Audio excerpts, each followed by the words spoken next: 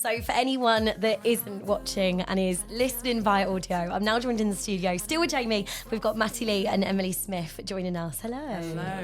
Hello. There's a different energy in the room. You two feel like the naughty ones of the team. Am I right? Yeah, that's why we had to sit here with Jamie. I know.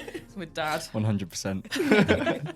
So we're talking predominantly like dating in this little part, and a question that gets asked a lot, approaching people in the gym. From a girl and a guy's perspective, how do we feel about it? Emily, you first. I definitely have a story to tell about Excellent. approaching Straight in there, look at people her. in the gym. So I actually was moving out of London, and I acquired a gym crush at that time, and I was like, I need to speak to him. Like, watching him do the hip thrust was really a sight for sore eyes. So I one day like mustered up the courage and was like kind of went over to him and was like, "You using these weights?" And it was received well. Good. So I think girls, go for it. I'm not sure about guys. What do you think, Matty? I'm one of those people, if you want something, go and get it. Yeah. But at the same time, you've got to respect a girl's boundaries in the gym. Girls will say they don't go to the gym to get hit on, but they'll turn up with full face of makeup and their hair done. Facts. So you can't say you don't want to get hit on if you're making a full effort to go there and get sweaty. True. So it's a case of when you chat to them, like just start off a little bit casual and go from there. Feminist in me doesn't know where to go there. So I'm like, I agree, but should I agree? I don't know. And Do you know also, what? You have to suss it out. part of the reason that you're training also is for the opposite sex or the same sex, but like it's for attraction. It's for yourself. Yeah. So I'd say now, I'd say 60% of the reason why I train is mental, and then the Yeah. rest is appearance. Yeah, I'd say that's good. So Yeah. like if you're training for appearance, is it a shock if someone comes and says, "Hey, hey"? I feel like as well, I was definitely like eyeing him up, so it kind of gave him the go ahead to. M's not subtle either. No. Like, it would be like, No, you can't Literally be just like staring. men don't take the hint, and I think it's good. That's exactly what I talk about in the podcast. You have to give someone a signal that they can approach you, especially guys now. I think with consent and everything, you have to give them a signal to allow them in a space where they feel comfortable. But funny enough, because I have a Jimmy guy friend, he was like, "Daisy, just go up to someone in the gym," and I'm like, I don't think they want to be approached. He was like, no, just be like, feed their ego. Be Yeah. like, oh God, How all do I right, do like how you lift it, like, Yeah. whoa, that's a big one. Like, not gassing. but That's a big one. Now that he's not here, I'll say it. Callum said like you're actually like really easy to talk to. So if you spoke to them how you're speaking now, I don't know a guy that would like say no. yeah. 100%. And it's all about how you approach them. So like if you approach them like with a stiff face, you're gonna get a stiff face back. But if you go like really open and like smiley, Yes. Yeah. So another way to look at that as well is before you go and speak to them, nothing's going to happen. So you go and chat to them. If they say no, you're still in the same place before. But they could say yes, so you're winning.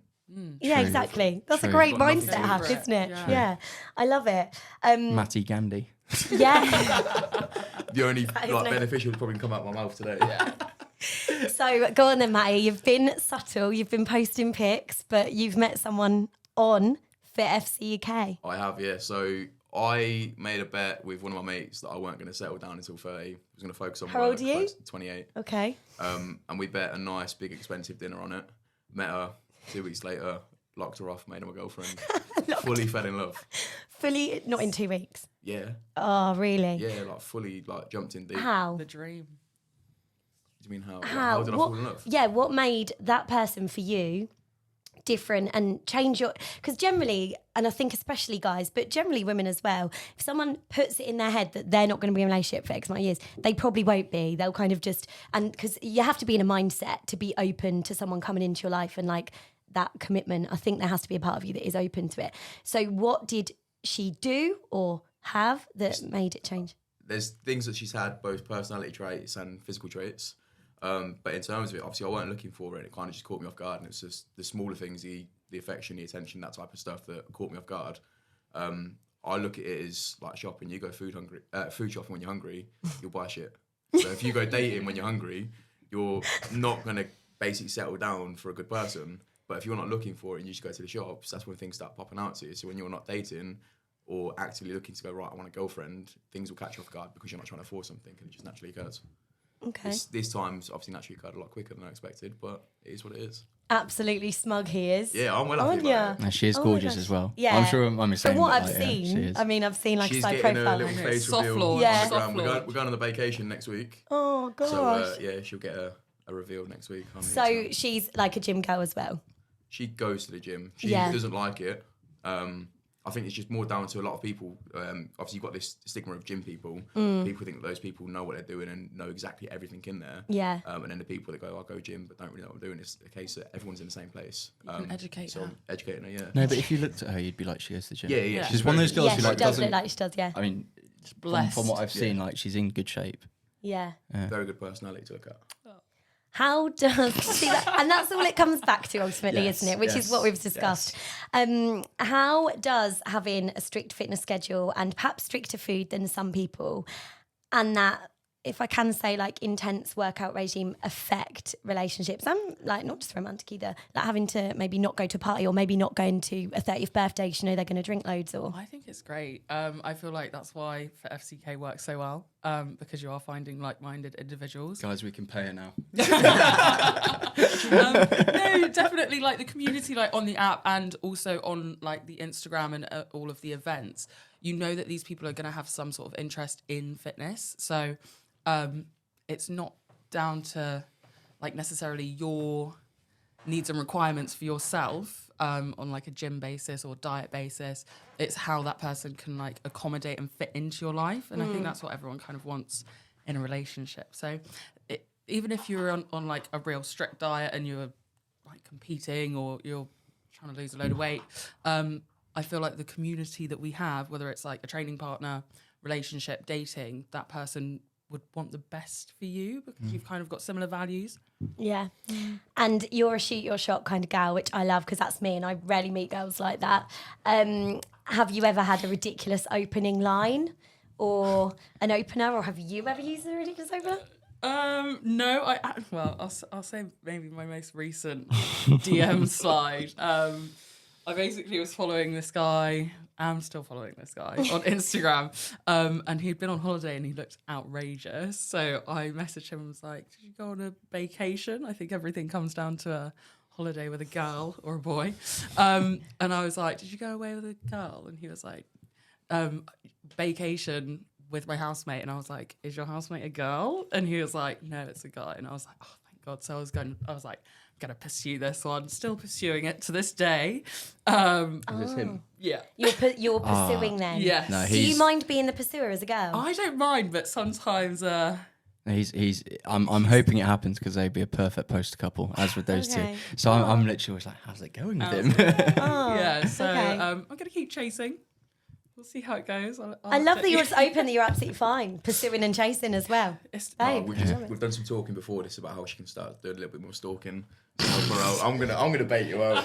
So you think it's okay for a girl to pursue as well? 100%. Like it Yeah. can't be a one-way thing. There's got to be effort. And me, from a guy's perspective, if I'm putting a lot of energy and effort into a woman, and then she's not giving that back, I'm just gonna be like, nah, see you later. Yeah. I'm out of there.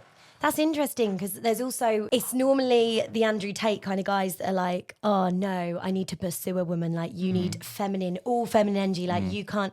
And I'm just like, no, that just isn't what girls are like. No, I feel like some girls like can be entitled and they want like the dinners in Nobu and like rocker and you need to come and pick me up, etc. But if you actually really genuinely like someone and like you have an interest in their personality and not just their looks, obviously the looks does come into it, but I feel like you that's not to say that you can't be feminine when you're pursuing someone. Like take like first date, took him a cheesecake for a walk in a park, like that's quite That's nice. cute. Yeah, so I think from a guy's point of view, gratitude's huge. Yeah. Like I always think that Is it gratitude or is it ego building? So I also have a yeah, no, massive problem with that's like boosting a guy's ego that I don't know yet. No, in case it's they're an arsehole. for me, and it's definitely because I've got a few issues on that side, I think. But it's like if I do something for a girl and like I can see it's really pleased her, or she's been like, oh, that's really thoughtful, that makes me feel amazing. So it's actually selfish if you think about it. No, I'm doing that it for comes down my- to a love language. You just like acts of service, and that's actually okay. Yeah. But Yeah. don't get me wrong. So what I'm talking about is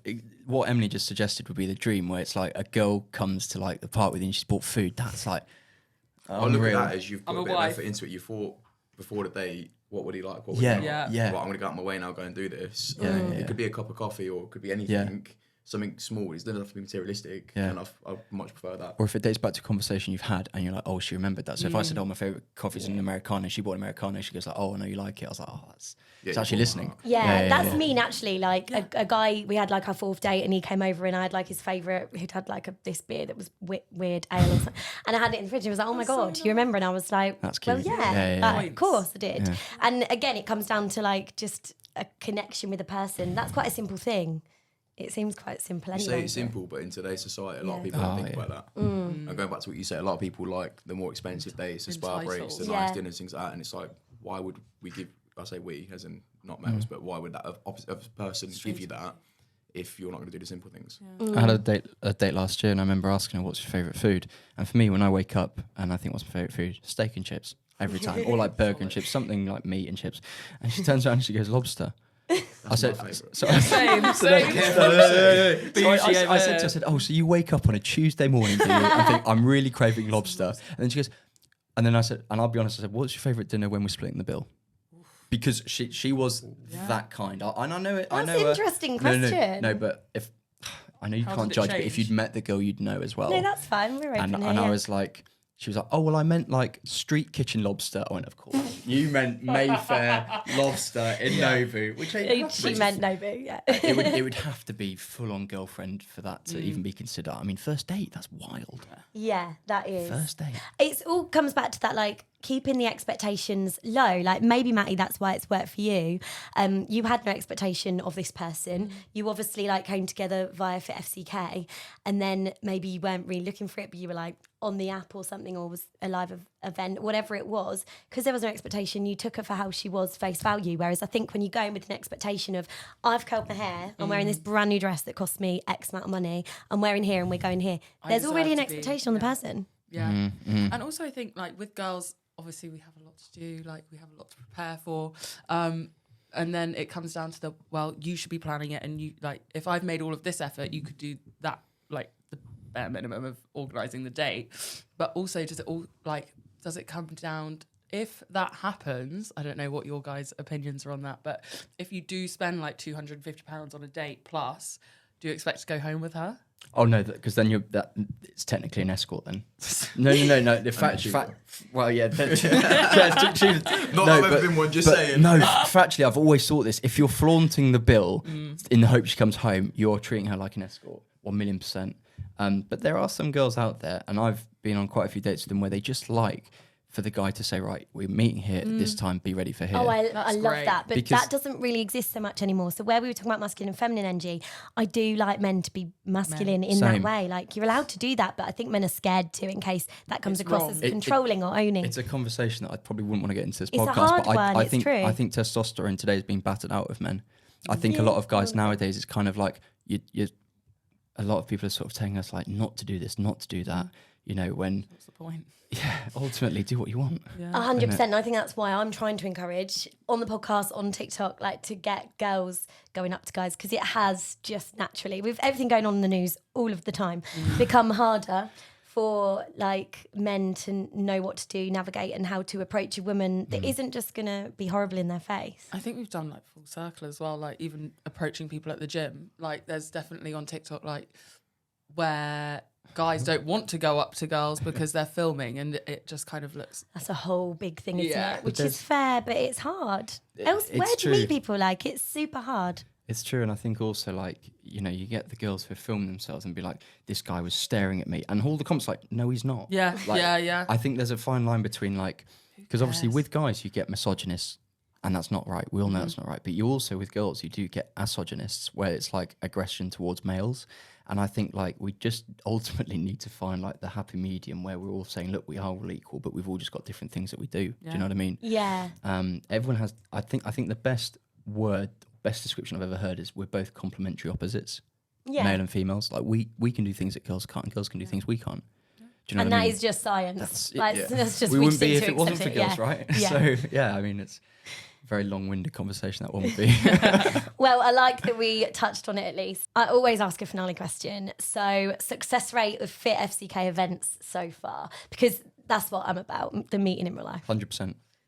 So every event, there's been either relationships come out of it, dates or a lot of hookups. Okay. I'm just being honest. I need to be transparent. Yeah. The actual relationships are coming from this. So it's Yes. putting people in the right rooms to get whatever they want out of it. I've always said if we have an event that no one gets with each other, if you want to call it that, like I'll eat my shoe. I'm thankful I've not had to eat any shoes yet.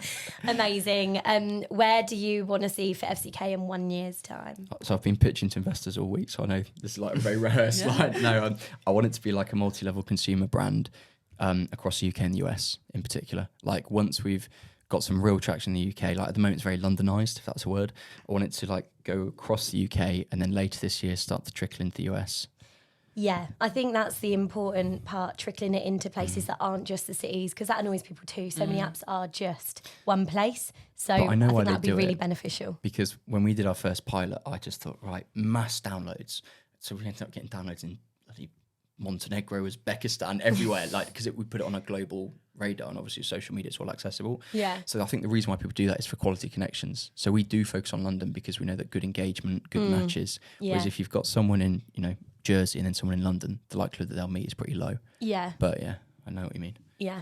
Well, thank you everyone that's been with us today for your time. We had Callum Roberts, Jude Bennett, Emily Smith, Matty Lee, and of course, founder of FITFCK, Jamie Wykes-Hobday. So thank you for having us. Where can people follow you? The main one is Instagram, FITFCK, and bizarrely, LinkedIn actually is quite a big one at the moment. Yeah. LinkedIn's popping off. It's the easiest platform to grow on at the moment. Oh my God, never thought I'd hear that. Yeah. Oh God, just another app to focus on. Thank you so much for joining me today. And of course, you can follow Daisy Dates Podcast wherever you go to get them on streaming platforms, and you can watch on YouTube as well.